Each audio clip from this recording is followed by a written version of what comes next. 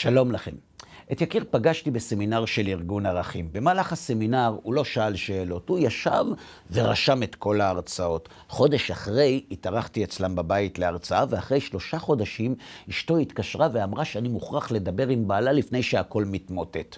למה? מה קרה? שאלתי אותה. הרבה דברים היא אמרה, אבל בגדול הוא פשוט נהיה איש אחר. זה לא היקיר שהכרתי. את ההורים שלנו הוא כבר לא מזמין לשבת, כדי שהילדים שלנו לא ישמעו דיבורים שהוא בעצמו היה מדבר עד לפני 3 חודשים. את הילדות שלנו הוא כבר לא מחבק, כי הוא החליט שאסור, ואתמול הוא החליט שהוא עוזב את העבודה שלו כדי ללמוד כל היום. ולא שיש לי משהו נגד הדת, הוא שכח שאני זו שדחפתי אותו לסמינר. הבעיה איתו שאין לו גבולות, אין לו הכוונה. הוא חושב שכולם טועים ושרק הוא מבין. כשהרב, שהוא משתתף בשיעורים שלו, הוא התקשר אליו כדי להרגיע אותו קצת, ניתק איתו את הקשר. הוא אמר שהוא רב מזויף, ושכתוב בספרים שבדור שלנו יהיו הרבה רבנים לא אמיתיים, ושהוא אחד מהם. בקיצור, תוכל לדבר איתו? למה לא? אמרתי לה, בשמחה רבה, רק שאם על הרב שלו הוא אמר שהוא רב מזויף, למה שעליי הוא לא יגיד את אותו דבר? זה נכון, היא אמרה, אבל אני עושה את מה שאני יכולה. יותר מזה, תחשוב אתה על פתרון. בקיצור, נפגשנו. הוא הגיע אליי עם ספר קטן והסביר לי שפשוט חבל על הזמן ושבדרך גם אפשר ללמוד. כששאלתי אותו למה יש אצלו בבית מריבות, הוא הסביר לי שהתורה זה לא צחוק, ושאם אדם לא מתאמץ, השם לא עוזר לו, ושחוץ מלהתקרב להשם כבר לא מעניין אותו בחיים כלום. ולמה אתה כל כך רוצה להתקרב להשם? שאלתי אותו. למה? אתה אהרון שואל אותי למה? כי לעשות את רצון השם זה כל מה שאני רוצה. שטויות עשיתי מספיק. לעשות את מה שבא לי כבר סיימתי לפני 3 חודשים. אנשים פשוט לא מבינים אותי. חוץ מרצון השם לא מעניין אותי כלום בחיים. את האמת חברים, לא קניתי את הסיפורים שלו, אבל פשוט לא רציתי שהוא יקום באמצע הפגישה וילך ויגיד שגם אני מזויף, אז זרמתי איתו. אני מסכים איתך לגמרי, אמרתי לו, אתה ממש צודק יקיר. כשאדם רוצה להתקרב להשם, היצר הרע שולח לו כל מיני שליחים כדי לקרר אותו. שהיצר הרע יודע שאם הוא ישלח לו כופרים, זה לא ישכנע אותו. אז הוא שולח לו רבנים שיגידו שהוא לא צריך ללמוד יותר מדי, ושצריך לאט לאט, ושהמשפחה יותר חשובה, העיקר שלא יתקדם. נכון, אמר לי יקיר, סוף סוף מישהו מבין אותי. כבר בסמינר ידעתי שאנחנו באותו ראש. זה בדיוק מה שחשבתי על הרב שלמדתי אצלו. לכן עזבתי אותו. רב לא צריך לעצור אותך מלהתקרב להשם, הוא צריך לעזור לך. תאמין לי, כשהוא אמר לי, אהרון, שאני צריך לבוא לשיעור רק 2 בשבוע במקום 3, לא היה לי ספק שהיצר הרע שלח אותו אליי. עכשיו חברים, כשיקיר כבר היה בטוח שאני בצד שלו, משכתי את החכה. אתה יודע, יקיר, אמרתי לו, אני פוגש לא מעט אנשים, אבל אנשים עם להט כמו שלך, שרוצים לעשות רק את מה שהשם רוצה, באמת שלא פוגשים כל יום. רק שיש לי שאלה קטנה, יקיר. איך אנחנו באמת יודעים מה השם רוצה? מה זאת אומרת, איך יודעים, אהרון? כתוב בתורה. אתה צודק, אמרתי לו, אבל בתורה גם כתוב שגם מי שרוצה לעשות את רצון השם, יכול לטעות.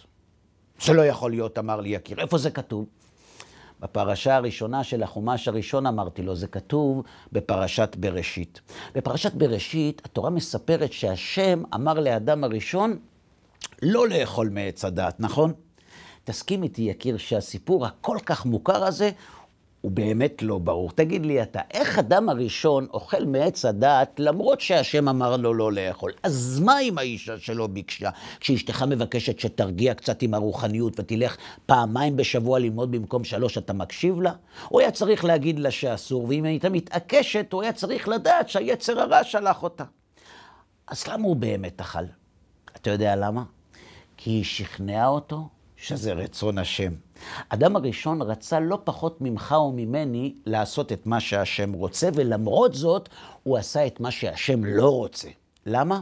כי אשתו הסבירה לו שאם הוא יאכל מעץ הדעת, הוא יתקרב להשם הרבה יותר מאיפה שהוא נמצא היום. ומרוב שהוא רצה להתקרב להשם, הוא עשה את מה שהשם לא רוצה כדי להתקרב להשם. למה? כי הוא חשב שהוא יודע יותר טוב מכולם מה השם רוצה. הוא היה בטוח שזה שהשם אמר לו לא לאכול, זה לא באמת. הוא היה בטוח שהשם דווקא כן רוצה. אתה מבין, יקיר? כדי לעשות את מה שהשם רוצה, צריך לשאול את השם מה הוא רוצה, ולא להחליט שהשם רוצה את מה שאני רוצה. אתה יודע למה? כי הנפש שלנו היא מורכבת מאוד, היא ערמומית לא פחות, ולכן היא יכולה לעטוף בשבילנו את מה שאנחנו רוצים בעטיפה של מה שהשם רוצה, ובעצם זה בכלל לא מה שהשם רוצה, זה מה שאנחנו רוצים, ולכן זה כל כך מסוכן. כשאנחנו, יקיר, עושים את מה שאנחנו רוצים, כמו שעשית עד לפני 3 חודשים, ומישהו היה מבקר אותנו, יש סיכוי שנשתנה, כי אנחנו יודעים שאנחנו עושים את מה שאנחנו רוצים. אבל כשאנחנו עושים את מה שאנחנו רוצים ומאמינים שזה מה שהשם רוצה, אם מישהו יבקר אותנו, אנחנו נהיה בטוחים שהיצר הרע שלח אותו. אתה מבין, יקיר? לכן אדם הראשון חטא. לכן החטא הזה מופיע בתחילת התורה כדי ללמד אותנו שמי שרוצה לעשות את מה שהשם רוצה, צריך להיצמד לרצון השם ולא לערבב את הרצון שלו יחד עם רצון השם. כשראיתי חברים שיקיר עדיין בהלם מהנטישה, ניסיתי עוד קצת. תגיד לי, יקיר, אמרתי לו, כשהנחש פיתה את האישה לאכול מעץ הדעת, מה היא חשבה? שהיצר הרע שלח אותו, או שהשם שלח אותו? פשוט שהיא חשבה שהשם שלח אותו, נכון? אחרת היא לא הייתה מתפתה. אתה יודע, יקיר, מה לומדים מזה? שלפעמים אנחנו חושבים על מי שהיצר שלח אותו, שהשם שלח אותו, ועל מי שהשם שולח אותו, שהיצר שלח אותו. אז איך נדע להבדיל? פשוט מאוד. נתייעץ עם כאלה שיש להם ניסיון עם היצר, עם כאלה שנפגשו איתו קצת יותר מאיתנו. למשל עם הרב שמלמד אותך תורה. הוא ידע להגיד לך מי שולח אליך את אלו שמבקרים אותך. הבעיה היא שאתה, יקיר, החלטת שהרב שאיתו אתה צריך להתייעץ הוא בעצמו השליח של היצר, ולכן אתה בבעיה. אתה מבין, יקיר? אם לאדם הראשון זה קרה עם יד על הלב, למה שלנו זה לא יקרה? בכל זאת, אנחנו משפחה שלו. שבת שלום.